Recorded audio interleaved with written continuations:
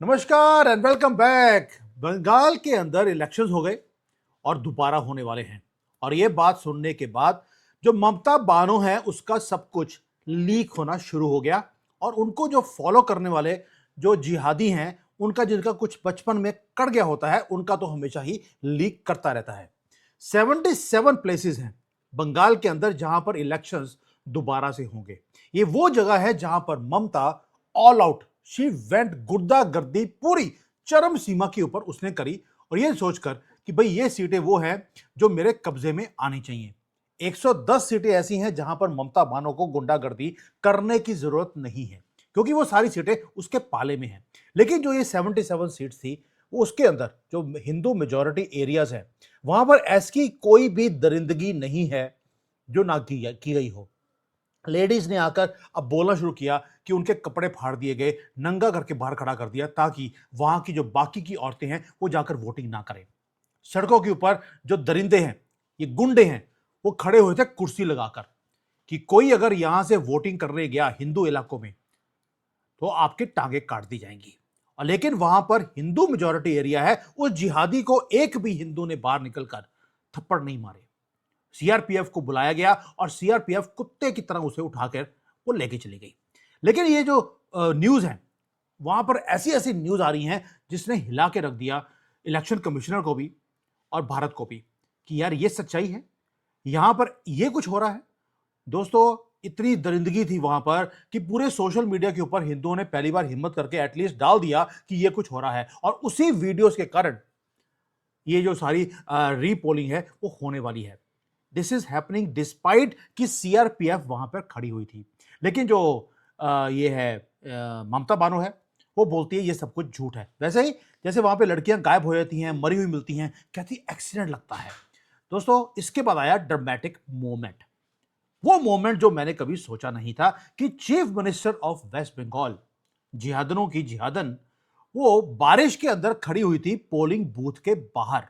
रात को जब बिल्कुल पोलिंग खत्म हो चुकी है, स्ट्रांग रूम के अंदर ईवीएम जा चुका है, उस ईवीएम जहां पे पड़ा है उसके बाहर वो बारिश में खड़ी हुई आपको दिखाई देती है। क्यों? क्योंकि बारिश में भीगी हुई लड़की, लड़की बोल रहा हूं ममता बानो को, उसको देखने के बाद जो मोहम्मद है उसके मुंह में पानी आना शुरू होता है। ये इमेज उनके लिए थी कि मैं तुम्हारे लिए अपने यहां पर खून पसीना मैं बहा रही हूं, जबकि बारिश में गिली हुई थी वो। ये बताता है आपको कि जो लॉक्ड रूम्स हैं जिसके अंदर ईवीएम पड़ा हुआ था, उससे टेरिफाइड है ममता बानो।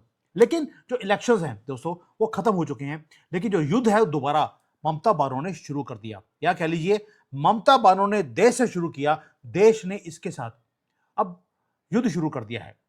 शुरू करते हैं। पहले तो ममता बानो के ऊपर मैं स्टेज 2 पे आऊंगा कि उसके कौन कौन से वर्कर्स हैं जिनकी हालत खराब है, इंक्लूडिंग लिब्रांडुओं का मीडिया। और लेकिन शुरू करते हैं पहले मिडनाइट पैनिक से। जो टीएमसी के वर्कर्स हैं आज मेल्ट डाउन में हैं, क्योंकि उन्हें मालूम है कि 110 तो हम जीत गए, ये 30-40 सीटें जीतकर हमने 148 को क्रॉस करना है।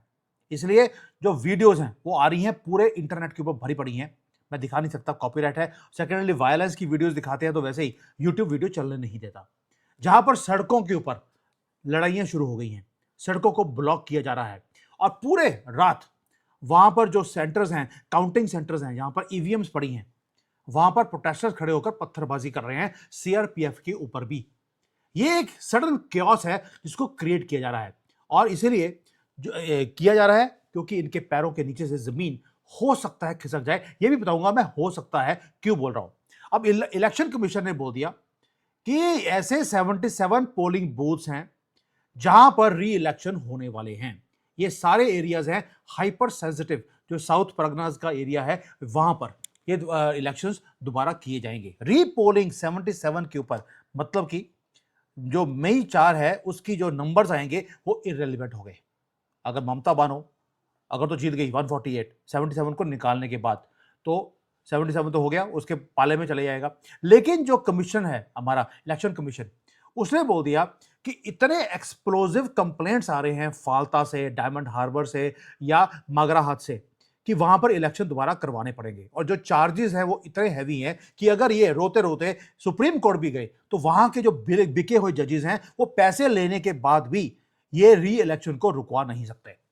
इसलिए बोल रहा हूं, ईवीएम्स की रिगिंग करी गई, बूथ कैप्चरिंग करी गई, वोटर को रोका गया कि आप जाकर वोटिंग नहीं कर सकते। अगर गए और टीएमसी के बिना किसी और को वोटिंग करी तो लड़कियां उठा के ले जाएंगे। वही इनका प्लेबुक जो 1400 सालों से एक दरिंदगी, लड़कियां उठा के ले जाते हैं। वो मोहम्मद ने भी यही काम किया था। ये लोग बता रहे हैं, मुझे तो पता नहीं इस्लाम के बारे में ये कितनी गंदी ये कम्युनिटी है, मुझे नहीं मालूम। ये आप ही के कमेंट्स मैं बता रहा हूं। ये बोलना इसलिए पड़ता है कि जो मैं लाइन बोलता हूं, क्योंकि YouTube बोलता है कि अगर आपने बोला तो आपकी वीडियो को हम बंद कर देंगे, लेकिन अगर लोगों ने बोला है ऐसा बोलोगे तो हम आपकी वीडियो चलने देंगे। चलिए, अब लोगों ने बोला है कि दरिंदा था मोहम्मद और वो शुरू से लड़कियां उठा के ले जाता था, वही ट्रेनिंग इनको दी है।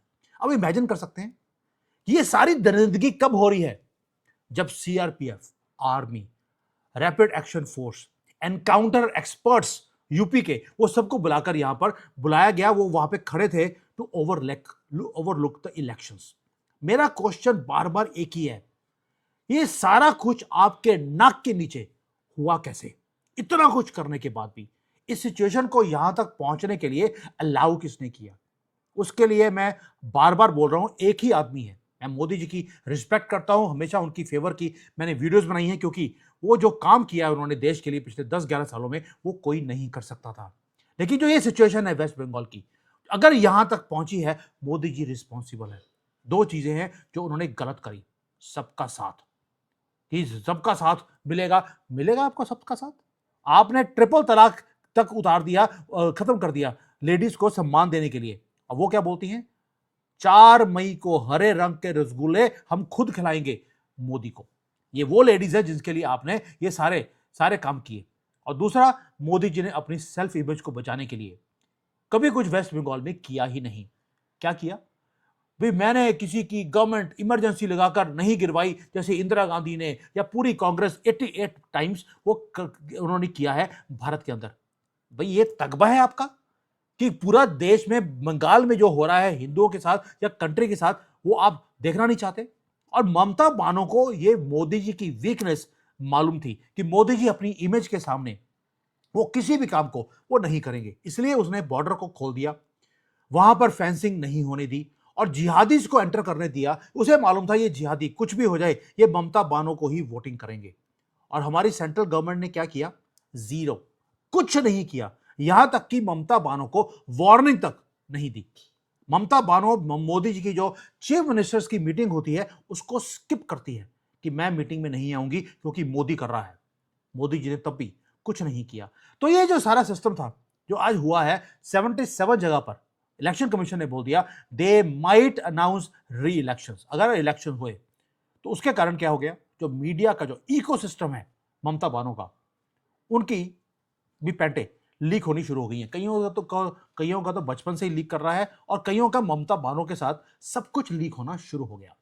जो फेमस यूट्यूब के जो जर्नलिस्ट हैं जो ममता बानो को सपोर्ट करते हैं, पुण्य प्रसून वाजपेयी, जिन्होंने कभी कोई पुण्य नहीं किया, है ही मुसलमान, और दूसरी अरफा शेरवानी, जिसकी शेरवानी 6 साल की उम्र में ही फाड़ दी गई थी, रविश कुमार, जिसके नाम में ही रविश है, आप उससे कोई भी चीज ढंग की सुन नहीं सकते, और अभिसार शर्मा, जो कि शर्मा नहीं लेकिन शर्मा को सारे काम करता है। ये सारे लोगों ने ऑलरेडी मैसिवली इन्होंने साइकोलॉजिकल एक वेब क्रिएट करना शुरू कर दिया, स्टोरी को स्पिन करना शुरू कर दिया है कि गवर्नमेंट जो है घबराई हुई है, गवर्नमेंट को मालूम है कि ममता बानो ही आएगी, इसलिए री इलेक्शंस को 77 जगह पे करवाया जा रहा है, क्योंकि मोदी जी सिर्फ 100 पार कर लें ये भी गनीमत है।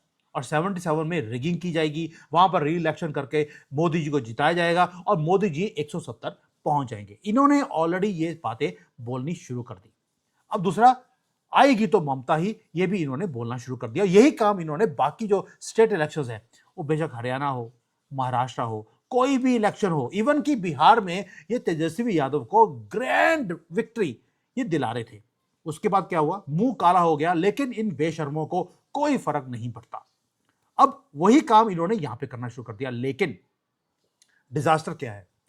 जैसे ही री इलेक्शंस को अनाउंस किया है, अब इन्होंने बोलना शुरू कर दिया, क्या करना शुरू कर दिया कि ईवीएम जो है बस वही है जो बचा सकता है बीजेपी को, वरना ममता बानो को बंगाल में हराना इम्पॉसिबल है। दूसरा एक काम और कर दिया कि अगर तो क्योंकि अपना फेस सेविंग भी करनी होती है। साथ में बोलना शुरू कर दिया कि अगर गलती से भी बीजेपी जीत गई तो भी ममता बानो की जीत है, क्योंकि वहां पर ईडी खड़ी थी, सीबीआई खड़ी थी, रैपिड एक्शन फोर्स खड़ा था, सीआरपीएफ खड़ी थी, गुंडे खड़े थे। यानी कि ये यूपी के जो जो सिंघम है उनको ये गुंडा बोल रहे हैं, लेकिन जो ममता बानो के गुंडे हैं वो तो आपको मालूम है वो सारे मोहम्मद नाम के खलीफे थे। ये उन्होंने बोलना शुरू कर दिया, ऑलरेडी एक्सक्यूजेस इन्होंने प्रिपेयर करना शुरू कर दिया कि इतनी ज्यादा फोर्सेस को टीएमसी के अगेंस्ट खड़ा होने के बाद अगर आपने जीत लिया है बंगाल के इलेक्शंस को तो भी ममता बानो ही जीती है, आप नहीं जीते। ये हालत है इन दलों की। तभी बोल रहा हूं इनके अगेंस्ट मोदी जी ने क्या किया। और भाई रशिया हो, फ्रांस हो, इटली हो, कहीं भी हो, अगर किसी ने गवर्नमेंट के खिलाफ हर रोज आग उगली है उनको गोली मार दी जाती है। खशोगी का नाम आपने सुना होगा, उसको कैसे खत्म किया गया इजराइल की तरफ से या अमेरिका की तरफ से या कह लीजिए कि सऊदी अरेबिया की तरफ से, किसी ने भी किया हो मुझे उससे मतलब नहीं है, लेकिन ये काम आपको करने पड़ेंगे। यहां पे चाइना में मैं क्या कहूं, यहां पर जो जर्नलिस्ट है उनके साथ क्या कुछ किया जाता है अगर चाइना के अगेंस्ट कुछ बोला, मैं हर एक वीडियो में आपको बताता हूं। ये भी एक तगमा नहीं है, आपने कुछ नहीं किया किसी के सामने क्योंकि हम तो राम के वंशज हैं, भाड़ में गए। अभी आते हैं बंगाल के ऊपर। मेरा गुस्सा बार बार आ जाता है जब मैं ये देखता हूं कि हमारी गवर्नमेंट नपुंसकों की तरह कैसे चुप करके हर चीज को सहन करती जा रही है। अब जो तो हो गया इनका इकोसिस्टम जिनका लीक हो रहा है सब कुछ, ये तो एक तरफ है, ममता बानो एक तरफ है, इलेक्शंस। अब इलेक्शन के ऊपर आते हैं कि जो ये इलेक्शन कमीशन जो कर रहा है इससे इतना टेरिफाइड क्यों है। पूरी ऑपोजिशन वो टारगेट कर रही है एक आदमी को, गणेश कुमार को, जिन्होंने इलेक्शंस करवाई इस बार बंगाल के अंदर और एक भी गोली नहीं चलने दी। पहली बार है कि इलेक्शंस हुए बंगाल में, आप पिछले जितने मर्जी इलेक्शन ले लीजिए वहां पर हमेशा ही 25, 30, 50, 100 लोग मारे जाते हैं, हमेशा हिंदू ही मरता है। आपने कभी भी मोहम्मद को गोली लगते हुए नहीं सुना होगा। वायलेंस वहां पर एक नॉर्मल था, लोग बोलते थे इलेक्शंस हो रहे हैं यार गोली तो चलेगी ही चलेगी। इस बार एक भी गोली नहीं चली है, जबकि पत्थरबाजी सीआरपीएफ के ऊपर, इवन की आर्मी के ऊपर भी करी गई। जो हमारे सिंघम है यूपी के उनको घेरा गया, मारने की कोशिश की गई, लेकिन गोली नहीं चली। इसलिए दोस्तों दूसरी तरफ से काम और भी हुआ है, जो वहां पर बॉम्ब बनाने की फैक्ट्रियां थी, घरों में से बॉम्ब पकड़ पकड़ कर निकाले गए। हर के घर में बॉम्ब्स पड़े थे, किसी भी बॉम्ब को फटने नहीं दिया। क्योंकि बॉम्ब नहीं फटा है इसलिए ये जितने मैंने आपको घटिया लोगों के नाम पहले बताए थे, अभिसार शर्मा, रविश कुमार, इन सब का कुछ फट के हाथ में आना शुरू हो गया। ये है पावर जो हमारे इलेक्शन कमिश्नर ने दिखाई कि भाई सीआरपीएफ को भेजना पड़े, रैपिड एक्शन फोर्स को भेजना पड़े, कुछ भी करना पड़े, मैं इलेक्शंस को फ्री एंड फेयर करवाऊंगा, उसके बाद जो होगा देखा जाएगा। और साथ में यह भी अनाउंस कर दिया कि मई 4 के इलेक्शंस के रिजल्ट्स के बाद भी ये सीआरपीएफ की कंपनियां ये वापस नहीं जाने वाली, वो अब इलेक्शंस के बाद भी वहीं पे बैठी रहेंगी ताकि माफियाज को न्यूट्रलाइज किया जाए। न्यूट्रलाइज तब तक नहीं होंगे ये जानवर जब तक आप इनके माथे में रखकर गोली नहीं मारते। ये इजराइल स्टाइल या चाइना स्टाइल में ही आपको काम करना पड़ेगा। मुझे योगी जी का स्टाइल भी अभी पसंद नहीं है। योगी जी टांग में गोली मारते हैं, टांग में मत मारिए, इनके पिछवाड़े पिछवाड़े में, ये वो जो इनका मोस्ट इंपॉर्टेंट एरिया होता है, आप वहां पर गोली मारिए। आप एक के मारेंगे ये सारे के सारे देश के अंदर ये झाग की तरह बैठ जाएंगे चुपके चुपके, क्योंकि इनको मालूम है कि इनकी जन्नत वो कैंसिल होने वाली है, यहां पर भी और ऊपर जाकर भी। अब आते हैं कि जो ये सारा कुछ हो रहा है इसके बाद डाटा आने शुरू हो गए। डाटा क्या बोलता है? डाटा बोलता है कि भाई 92% की वोटिंग हुई है, ये हाईएस्ट टर्न अराउंड है मेरे ख्याल से पूरे दुनिया में। 92% वोटिंग कभी आज तक नहीं सुनी होगी, भारत में तो ये पहली बार है। अब जो यही जो घटिया लोगों के नाम मैंने बताए थे उन्होंने बोलना शुरू कर दिया कि 90 लाख जो वोटर्स हैं वो तो आपने काट दिए, ये सारे वो लोग थे जिनका कुछ बचपन में कटा हुआ था, उन्हीं के नाम कटे थे, तो आपने उनके नाम काट दिए। उसके बाद भी 92% वोटिंग हो कैसे सकती है? अब गवर्नमेंट ये बोलती है कि भाई अगर 90 लाख लोगों के वोट कटे हैं तो 30 लाख एक्स्ट्रा वोटर भी तो गए हैं जो वोट करने गए हैं, इसके कारण जो वोटिंग परसेंटेज वो 92% पहुंच गया। दाम बात करते हैं कि यार 92% तो अपने वोटिंग कर ली, 6 लाख वोटर्स नए जोड़े हैं इस बार, सॉरी 90 लाख वोटर के नाम कटे हैं, तो साथ में जो वोटिंग है वो एक्स्ट्रा लोगों की भी आ गई। भवानीपुर में अंदर जहां पर ममता बानो का गढ़ है वहां पर कभी भी 50-60% वोटिंग से ज्यादा होती नहीं थी। वहां पर भी 86-87% वोटिंग हुई है। और कई और एरियाज हैं जहां पर वोटिंग बिल्कुल 90, 92, 95% तक वोटिंग हो गई। क्या ये जो साइलेंट वोटर है जो बाहर निकला है, ये हिंदू है जिन्होंने फियर को छोड़ दिया, ओवरनाइट फियर छोड़ दिया और बाहर आकर वोटिंग कर दी, या हिंदुओं के नाम पर वोटिंग हुई है? भी मैं इसलिए बोल रहा हूं, मैं खुद जब वोटिंग करने गया लास्ट ईयर इलेक्शंस के अंदर, मुझे पता लगा मेरी वोट किसी और ने पहले से ही डाल दी। ये पंजाब की बात कर रहा हूं। अगर पंजाब में ये काम हो सकता है जहां पे गुंडागर्दी जीरो है, बंगाल में आपको एक्सपेक्ट कर रहे हैं कि वहां पर किसी ने वोटिंग हिंदुओं के नाम पे नहीं की होगी? और भाई इनका जो एक मंत्री है बंगाल में कोलकाता का, वो अपनी 9 साल की बच्ची के साथ लेके गया और बच्ची ने भी वोट करी है। वो दिखा रही है, वो खुद अपनी फोटो दिखा रहा है कि मैं अपनी पूरी फैमिली के साथ वोटिंग करने गया था। 9 साल की बच्ची वोट कर रही है, सीआरपीएफ खड़ी है वहां पर। इसलिए जो 92% की वोटिंग है इसके ऊपर मुझे 100% मुझे विश्वास नहीं है, ना ही इलेक्शन कमिश्नर को है, क्योंकि मैथ्स कहीं भी फिट बैठता नहीं है। क्योंकि एक तो दूसरी बात है कि 6 करोड़ वोटर्स ने 2021 में वोटिंग करी थी। इस बार 6 करोड़ 30 लाख वोटर्स ने वोटिंग करी है, यानी कि 30 लाख ज्यादा। अब जो ये 30 लाख एक्स्ट्रा वोटर्स है, इसमें से हिंदू कितने और मुसलमान कितने, ये मुझे अब आपको बताने की जरूरत नहीं है। क्योंकि जो गुंडागर्दी हुई है उसको देखने के बाद हिंदू बाहर निकल के वोटिंग करके आएगा, इतनी हिम्मत हिंदुओं में आज तक तो मैंने देखी नहीं। अगर इस बार बंगालियों ने दिखा दी हो तो प्लीज मुझे बता देना, ये मई 4 को हमें पता लग जाएगा। दोस्तों, ये जो एक्स्ट्रा वोटर्स है 30 लाख, अगर तो हिंदू निकला, यानी कि हर कॉन्स्टिट्यूएंसी में 6-7 हजार एक्स्ट्रा लोग निकल गए, अगर ये हिंदू वोटर हुआ तो इलेक्शन आपके कब्जे में है। क्योंकि जो वोटिंग परसेंटेज होता है जनरली 1000, 2000, 5000 वोटों से ही आप हारते हैं। अगर ये 5-5, 6-6, 7-7 हजार एक्स्ट्रा हिंदू बाहर निकला है तो जीत गए आप। लेकिन अगर वो मुसलमान निकला है तो आपका जो है जीतना बंगाल के अंदर वो इम्पॉसिबल हो जाएगा। मीडिया बोल रही है 15 साल की एंटी कंपल्सी है। भाई आपके लोग गांव में से कितने निकले? जीरो। वहां पर किसी और को वोटिंग करने ही नहीं दी। आपकी अगर 3 लाख अगर सीआरपीएफ के लोग खड़े थे, वो शहरों में खड़े थे, गांव गांव में हर जगह पे वो नहीं खड़े हैं। इसलिए बोल रहा हूं कि हमारा जीतना कितना पॉसिबल है, और अगर इस बार हारे तो रिस्पॉन्सिबल कौन होगा मुझे बताने की जरूरत नहीं है, क्योंकि 15 साल या 12 साल से हमारी गवर्नमेंट ने कुछ किया ही नहीं। दोस्तों, ये जो खौफनाक जो चीजें आ रही हैं, जो इलेक्शन कमिश्नर अब बोल रहा है कि भाई यहां पर ईवीएम्स में धांधली करी गई, यहां पर लोगों को धमकाया गया, यहां तक कि जो जहांगीर खान जिसने पंगा लिया सिंघम के साथ, उसने आकर ओपनली बोला है कि भाई तुम्हें काट देंगे, 4 मई के बाद घसीट कर लेके आएंगे तुम्हें यूपी से, और तुम्हारा जो हशर करेंगे यहां पर वो दुनिया देखेगी। ये उन्होंने बोलना शुरू कर दिया। क्या हमारी गवर्नमेंट ने ये बोला कि 4 मई के बाद तुम्हें कैसे घसीट कर तुम्हें टांगा जाएगा, या मोहम्मद को जैसे जहर देकर मार दिया गया था वैसे तुम्हारा हाल किया जाएगा? क्या हमारी गवर्नमेंट ने एक बार भी उनको बोला? डर ऐसे नहीं आता है। अगर हिंदू आज डरा हुआ है क्योंकि हमारी गवर्नमेंट ने हिंदुओं के साथ कभी खड़े हुए ही नहीं, और आपने उन मोहम्मदों को आपने उन्हीं की भाषा में कभी जवाब दिया ही नहीं, ना ही गोली मारी है। सो दोस्तों, ये जो सारा कुछ है मैंने असेसमेंट आपके सामने रख दिया। क्वेश्चन मैं आपके लिए छोड़ता हूं कि इतना कुछ होने के बाद क्या ममता बानो को हराना वेस्ट बंगाल में इतना इजी है? या बीजेपी की जो चूक है कि उन्होंने 12 साल में एक भी बार उन्होंने बंगाल को कंट्रोल करने की कोशिश नहीं करी, जबकि संदेश खली के जैसे जगह के अंदर या मुर्शिदाबाद में जो कुछ वहां पे हरोज हो रहा है उसको देखने के बाद भी आपने इमरजेंसी नहीं लगाई? क्या हिंदू वहां पर आकर वोटिंग करने गए थे या हिंदुओं के नाम पर वोटिंग हुई थी? ये 4 मई को पता लग जाएगा।